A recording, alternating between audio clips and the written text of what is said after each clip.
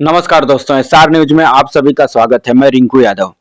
दोस्तों, जैसा कि आप सबको पता है, 2014 के बाद से भारतीय जनता पार्टी का विजय रथ भारत के हर राज्यों में दौड़ते हुए आगे बढ़ रहा है।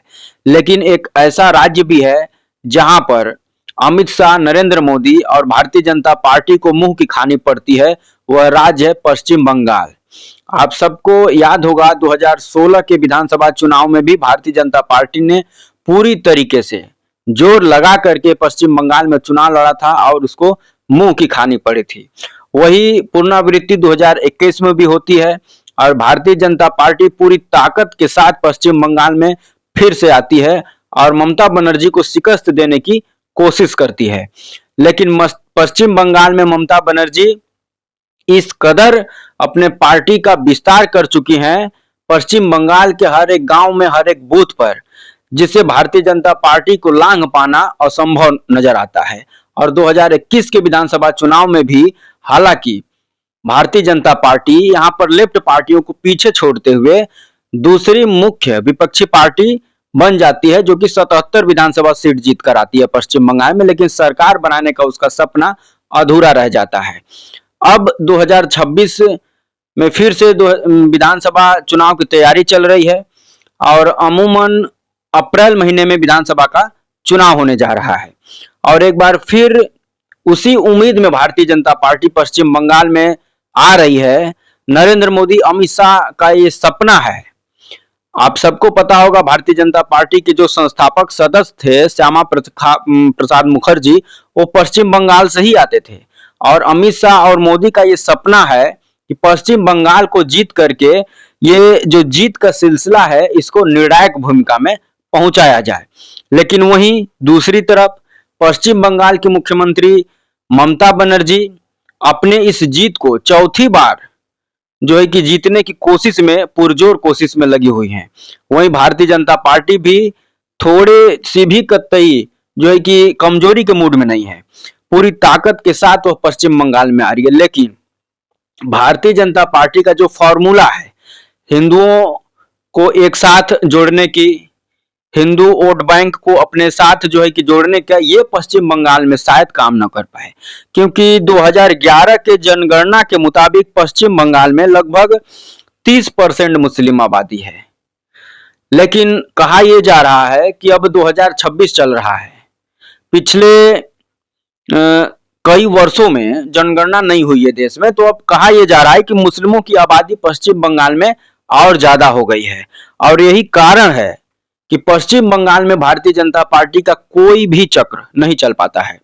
और यहाँ पर मुस्लिमों में लोकप्रिय ममता बनर्जी हर बार भारतीय जनता पार्टी और लेफ्ट को हराने में कामयाब हो जाती हैं। पश्चिम बंगाल में जो है कि बहुत सारे ऐसे सीट है जहां पर 50% से ज्यादा मुसलमान हैं। जैसे मुर्शिदाबाद जिलों में तो 60% मुसलमान हैं। और मुर्शिदाबाद के बाद बात करते हैं 24 परगना, बीरभूम में 35% और उत्तर 24 परगना, कुछ बिहार और हावड़ा में 25% से ज्यादा मुसलमानों की संख्या है।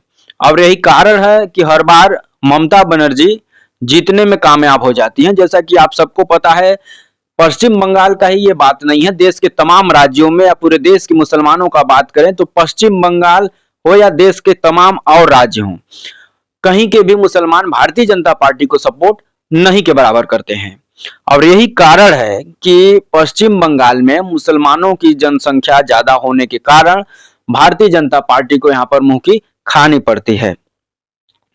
पश्चिम बंगाल में 130 ऐसी विधानसभा सीट है जहां पर 50% से ज्यादा मुसलमान निर्णायक भूमिका में है। और यही कारण है कि यहां पर भारतीय जनता पार्टी का दाल नहीं गलता है। तमाम ऐसी जो है कि व्यवस्था भारतीय जनता पार्टी इस बार कर रही है कि इन मुस्लिम वोटरों में ध्रुवीकरण किया जाए, मुस्लिम जो वोटर्स हैं उनको बांटा जाए। और इसी कड़ी में हुमायूं कबीर को जो है कि खड़ा किया जाता है, असदुद्दीन ओवैसी को लेकर आया जाता है, पीरजादा को खड़ा किया जाता है। मतलब तमाम ऐसी व्यवस्था की जाती है पर्दे के पीछे से कि इन जो मुसलमानों का जो एकजुट वोट टीएमसी को जा रहा है 2011 से, उसमें बंटवारा किया जाए। और भारतीय जनता पार्टी हिंदुओं को एकजुट करने में पश्चिम बंगाल में लगी हुई है। तमाम ऐसे जो है कि जगह जगह छोटी छोटी रैलियां करके, ध्रुवीकरण करके, मुसलमानों के डर दिखा करके तमाम ऐसी कोशिश जो है कि भारतीय जनता पार्टी पश्चिम बंगाल में कर रही है। वहीं दूसरी तरफ मुस्लिम वोटरों में कैसे बंटवारा किया जाए, इसका भी पर्दे के पीछे से व्यवस्था कर रही है।